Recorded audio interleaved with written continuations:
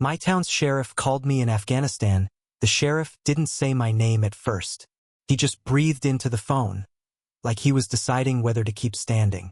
When he spoke, the words were wrong for his mouth. Too big, too sharp. They cut the space between us and made distance useless.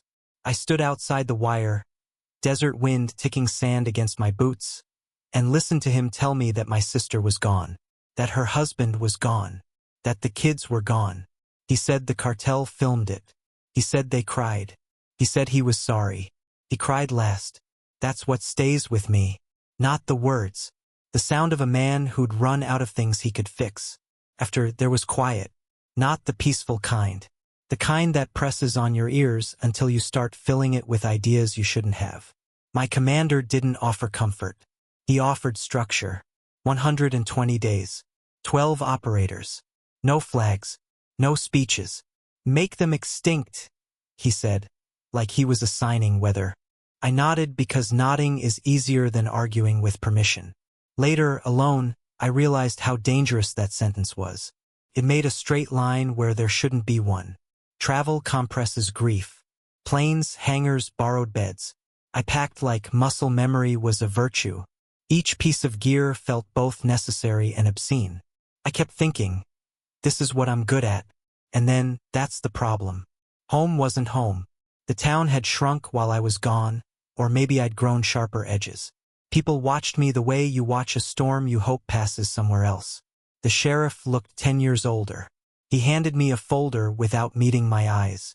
Inside were names that didn't feel like names yet, just ink pretending to be answers.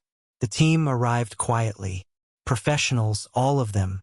They didn't ask why. They didn't need to. In the evenings, we sat without talking. No bravado. No countdowns. The absence of noise felt like restraint, but it was also a test. Anger wants witnesses. Silence denies it an audience. Information came in crooked. Half-truths stitched together with fear. The cartel's reach was real, but so was the town's complicity. Money moves through places like blood. You can't drain it without killing something you didn't intend to. That's when the plan first cracked. Not because it was impossible, because it was too easy to make it simple. Authority intervened without drama.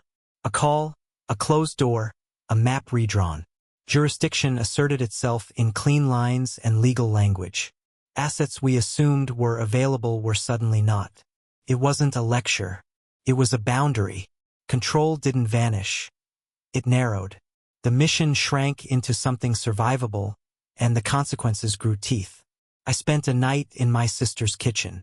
The mug she always used was still chipped on the rim. I remembered how she laughed at things that weren't jokes, how she corrected me gently when I got impatient. None of that fit into a ledger of wrongs. Rage thinned there. Grief didn't. When action came, it was nothing like the movie version my anger had been rehearsing. No speeches, no cruelty, just precision, restraint, and a discipline that felt heavier than fury.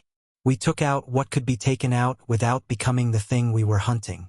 We left things undone because doing them would have crossed a line none of us could afford to erase. There was no rush after, no relief, just the awareness of responsibility settling into my bones.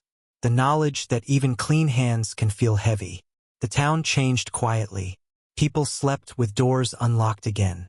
Conversations resumed in places they'd gone missing. Power didn't announce itself. It receded. That was the victory if it deserved the word. On my last day, the sheriff shook my hand. He didn't thank me. He just said, "I'm glad you're still you."